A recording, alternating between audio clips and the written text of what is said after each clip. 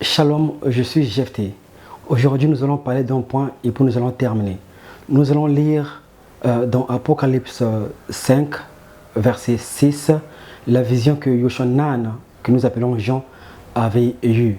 Lisons la parole de Dieu. Et je vis au milieu du trône et des quatre êtres vivants, et au milieu des vieillards, un agneau qui était là comme immolé.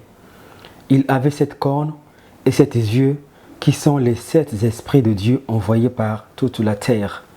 Alors nous allons aussi lire une autre version, la version anglaise NIV. On le traduit comme suit.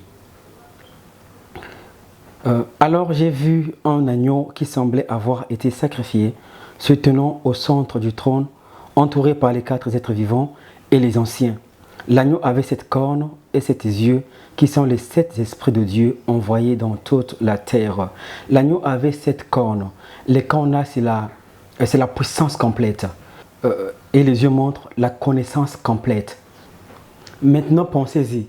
Un agneau, la plus grande défense des créatures, censé d'être protégé non seulement par sa mère, mais aussi par un berger. C'est ce qui est si étrange dans la vision. L'agneau sur le trône. L'agneau est roi. L'agneau règne sur tout. Un lion aurait du sens, mais pas un agneau. La plus impuissante des créatures, régnant sur le trône, eux de toutes ses forces. Mais par-dessus, c'est le symbole de Jésus-Christ, le Messie. Le Messie règne sur le trône de Dieu. Ainsi, le royaume de Dieu sera le royaume de l'agneau. À quel point est-ce radical un agneau sur le trône? Elle va à l'encontre de la voie du règne animal et de celle de l'homme. Mais le royaume de Dieu n'agit pas selon les lois de ce monde, mais selon ses propres lois.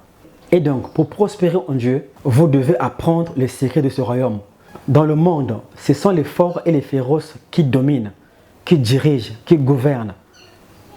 Mais dans le royaume de Dieu, c'est l'agneau qui règne. La connexion est que dans le royaume de Dieu, les faibles sont forts et les forts sont faibles. Si vous l'avez voulu, vous devez lâcher prise. Si vous voulez recevoir, vous devez donner. Si vous vous abaissez, vous serez élevé. C'est ça les principes de ce royaume.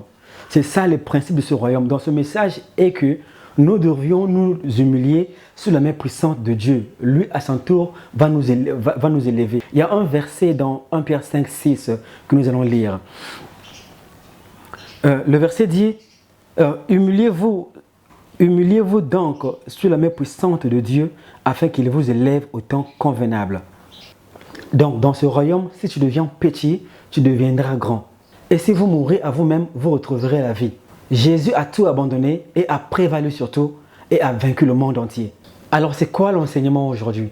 C'est quoi le message d'aujourd'hui? Qu'est-ce qu'on doit conclure? Ce qu'on doit conclure, c'est que si vous marchez sur les traces de l'agneau, vous aussi, vous allez conquérir le monde. Vous aussi, vous allez briller. Vous aussi, partout où vous allez marcher, vous allez briller. Donc, marchons sur les traces de l'agneau. Faisons confiance à Jésus-Christ. Mettons-lui au centre de notre vie.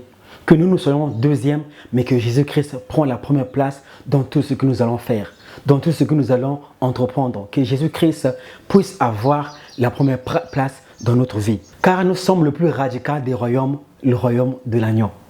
Je vous laisse pour le moment. On se retrouve prochainement. Que Dieu vous bénisse abondamment.